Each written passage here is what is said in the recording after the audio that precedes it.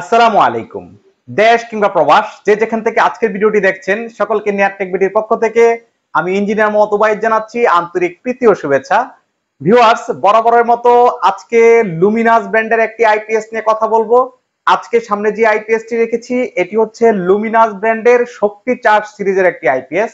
অর্থাৎ আপনারা যারা চাচ্ছেন যে এমন একটি আইপিএস ক্রয় করবেন যে আইপিএসটি আপনার বড় ব্যাটারিকে খুব দ্রুত চার্জ করতে পারবে, তাই আপনাদের চাহিদার কথা মাথায় রেখে আজকে দ্রুত চার্জিং অর্থাৎ ফাস্ট চার্জিং সিস্টেম একটি আইপিএস নিয়ে কথা বলবো। ভিডিওটি টানাটানি না করে শেষ পর্যন্ত আমার সাথেই থাকবেন।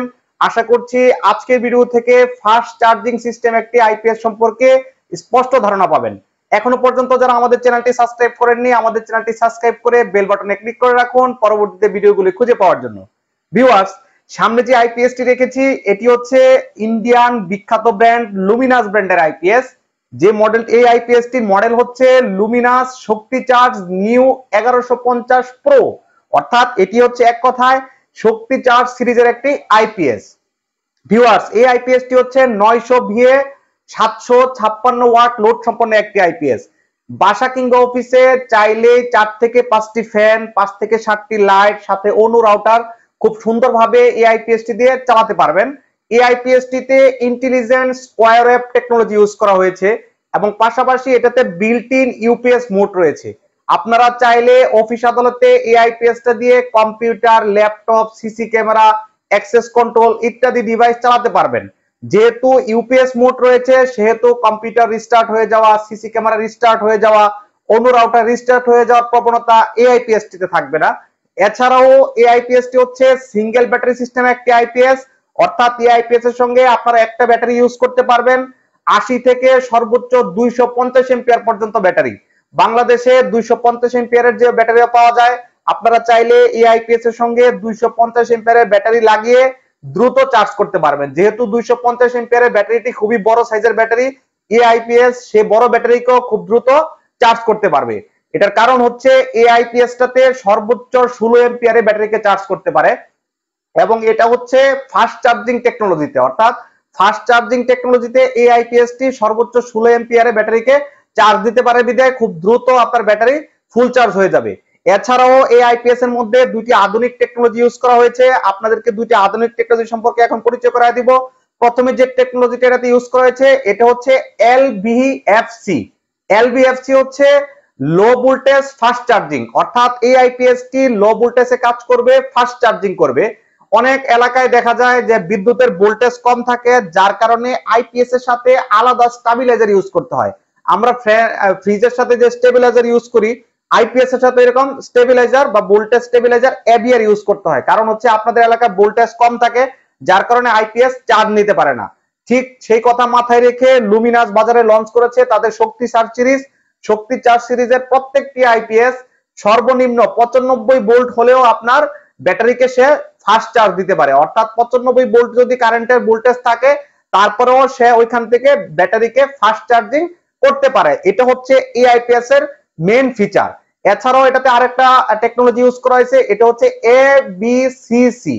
এটা মিনিং হচ্ছে অ্যাডাপটিভ ব্যাটারি চার্জিং কন্ট্রোল। অর্থাৎ adaptive battery charging control technology থাকার কারণে আপনার ব্যাটারিটা লং লাইফ হবে এবং লং ব্যাকআপ দিবে।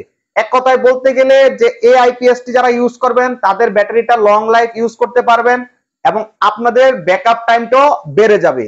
এটা হচ্ছে একেবারে লেটেস্ট টেকনোলজি, অর্থাৎ এবিসিসি টেকনোলজি। ভিউয়ার্স, এই আইপিএসটাতে একাধিক প্রোটেকশন ইউজ করা হয়েছে।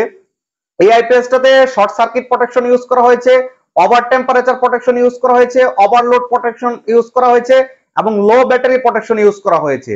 বিশেষ করে অনেকের মনে কোশ্চেন জাগতে পারে যে এই আইপিএসটার ওয়েট কত। ভিউয়ার্স, এই আইপিএসটার ওয়েট হচ্ছে 10.5 কেজি, 10.5 কেজি। অর্থাৎ 10.5 কেজি ওজন। এক কথায় বলতে গেলে লুমিনাসের যে অন্য মডেল রয়েছে লুমিনাস ইকোওয়াট নিউ 1050, যেটার সাথে আমরা সকলেই পরিচিত, ঠিক ওই ইকোওয়াট নিউ 1050 900 ভিআর আইপিএস। এখানে 1150 শক্তি চার্জ হচ্ছে 900 ভিআর আইপিএস। দুইটার আউটপুট সেম। এই আইপিএসটার আউটপুট হচ্ছে 756 ওয়াট। ঠিক লুমিনাসের ইকোওয়াট নিউ 1050 এটার মডেলের আউটপুট হচ্ছে 756 ওয়াট। পার্থক্য শুধু এখানেই, এটা হচ্ছে ফাস্ট চার্জিং সিস্টেম। এখনকার সময় আমরা মোবাইল ইউজ করি, খুব দ্রুত চার্জ হয়ে যায়।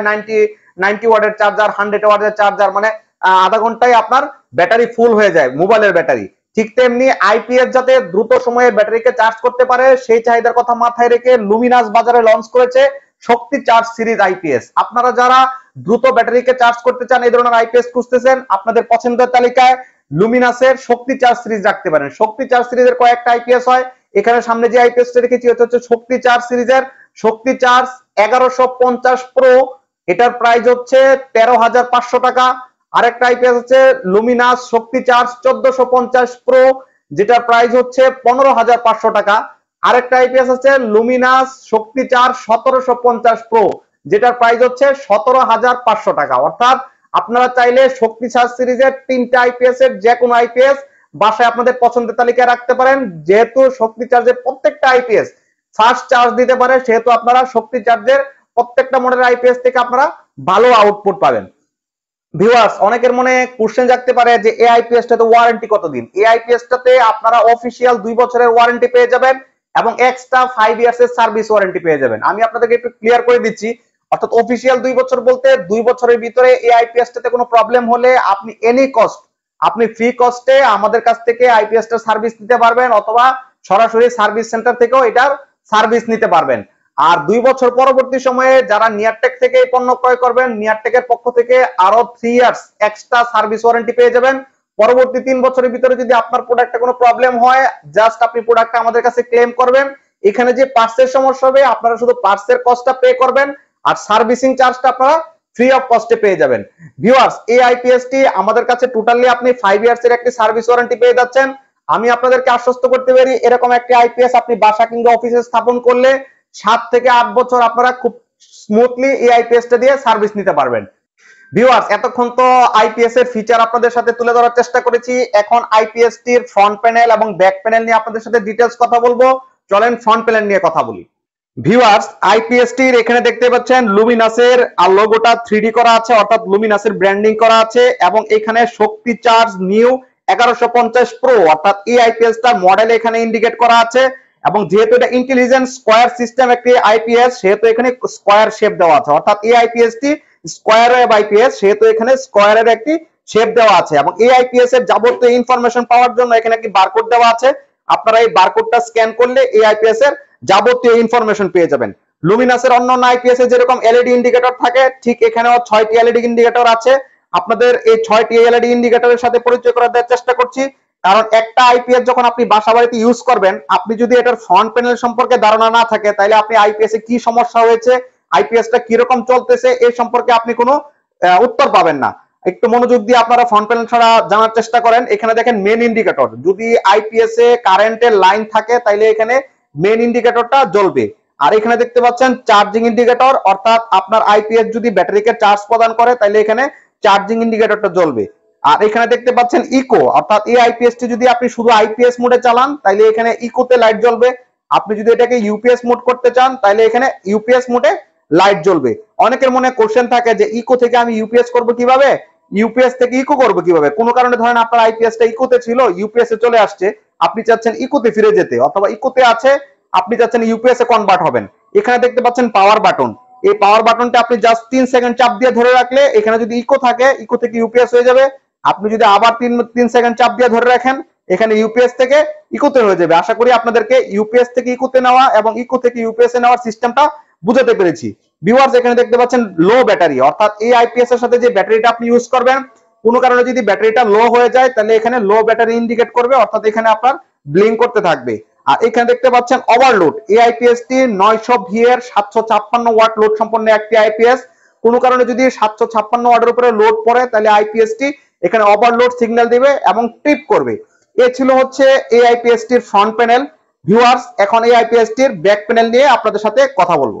ভিউয়ার্স, এটা হচ্ছে লুমিনাসের শক্তি চার্জ 1150 প্রো মডেলের ব্যাক প্যানেল। এখানে সব ইনফরমেশন লেখা আছে, অর্থাৎ এই আইপিএস টি 900V এর আইপিএস, এই আইপিএস টি 756 ওয়াট লোড বিশিষ্ট আইপিএস, এভরিথিং ইনফরমেশন এই স্টিকারে দেওয়া আছে।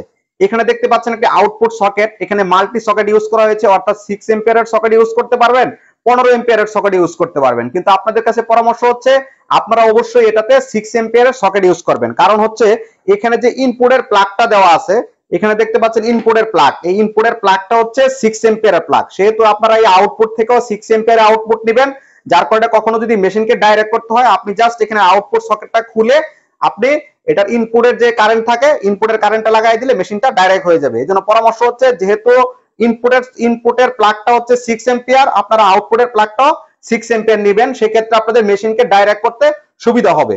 ভিউয়ার্স এখানে দেখতে পাচ্ছেন হচ্ছে ব্যাটারি সিলেকশন সুইচ। এআইপিএস এর খুবই গুরুত্বপূর্ণ একটি সেক্টর হচ্ছে ব্যাটারি সিলেকশন সুইচ। এখানে তিনটা ক্যাটাগরি দেওয়া আছে, একটা হচ্ছে টিউবলার, একটা হচ্ছে ফ্ল্যাট, একটা হচ্ছে লোকাল। একটু মনোযোগ দিয়ে কথাটা শুনবেন। যখন আপনারা এআইপিএস টি ক্রয় করবেন আপনারা প্রথমে চেষ্টা করবেন আপনার আইপিএস এর সাথে যে ব্যাটারিটা এটা কি ব্যাটারি, অর্থাৎ যদি আপনার আইপিএস এর ব্যাটারিটা টিউবলার হয় আপনি এখানে টিউবলার সিলেক্ট করে রাখবেন, উপরে রাখবেন টিউবলার। আপনার আইপিএস এর ব্যাটারিটা যদি ফ্ল্যাট হয় মাঝামাঝি রাখবেন ফ্ল্যাট। আপনার আইপিএস এর ব্যাটারিটা যদি লোকাল হয় তাহলে আপনি একেবারে নিচে অর্থাৎ লোকাল মোডে এটা রাখবেন। কারণ হচ্ছে প্রত্যেকটা ব্যাটারির আলাদা আলাদা চার্জিং সাইকেল থাকে, অর্থাৎ এই আইপিএসটা হচ্ছে অটো কাট সিস্টেম একটি আইপিএস। যখন আপনার ব্যাটারি ফুল চার্জ হয়ে যাবে তখন সে ব্যাটারিকে কাট করে দিবে, অর্থাৎ সে আর চার্জ দিবে না। আবার যখন ব্যাটারি লো হয়ে যাবে তখন আবার সে পুনরায় চার্জ দিতে থাকবে। ভিউয়ার্স যদি আপনারা ব্যাটারি কিনেন হচ্ছে টিউবলার আর যদি সিলেক্ট করে রাখেন হচ্ছে ফ্ল্যাট, তাইলে সে ব্যাটারির চার্জিংটা খুব ভালোভাবে বুঝতে পারবে না, সেই ক্ষেত্রে ব্যাটারি গরম হয়ে যাবে, দ্রুত ব্যাটারির পানি শুকিয়ে যাবে, বিভিন্ন প্রবলেম থাকে। এই জন্য আপনারা আইপিএস এবং ব্যাটারি ক্রয় করার পরে আগে এনশিওর হবেন আপনার ব্যাটারিটা কি, অর্থাৎ টিউবলার হলে আপনারা টিউবলার সিলেক্ট করবেন, ফ্ল্যাট হলে ফ্ল্যাট সিলেক্ট করবেন, লোকাল অর্থাৎ অটো রিক্সার ব্যাটারি, অনেকে ড্রাই ব্যাটারি দিয়ে এই ধরনের আইপিএস চালান, সেই ব্যাটারিগুলোকে আমরা লোকাল ব্যাটারি বলি। অবশ্যই যখন আপনারা ড্রাই ব্যাটারি ইউজ করবেন আপনারা লোকালে রাখবেন। ভিউয়ার্স এখানে এই আইপিএস এর আরেকটা গুরুত্বপূর্ণ বিষয় হচ্ছে এখানে দেখা হচ্ছে মেইনস ব্রেকার, অর্থাৎ এটার ইনপুটে যদি কখনো শর্ট সার্কিট হয় এই যে ফিউজ, এই ফিউজটা বাইরের দিকে বেশি আসবে, আপনারা জাস্ট এখানে চাপ দিয়ে ধরলে এটা রিসেট হয়ে যাবে, অর্থাৎ এটা একটা রিসেটেবল ফিউজ। আপনাদের এটার ইনপুটে যদি কোনো শর্ট সার্কিট হয় এই ফিউজটা বাইরের দিকে বেশি আসবে, আপনারা জাস্ট প্রেস করে একটু ধরে রাখবেন 10 সেকেন্ড, মেশিনটা রিসেট হয়ে পুনরায় চালু হয়ে যাবে।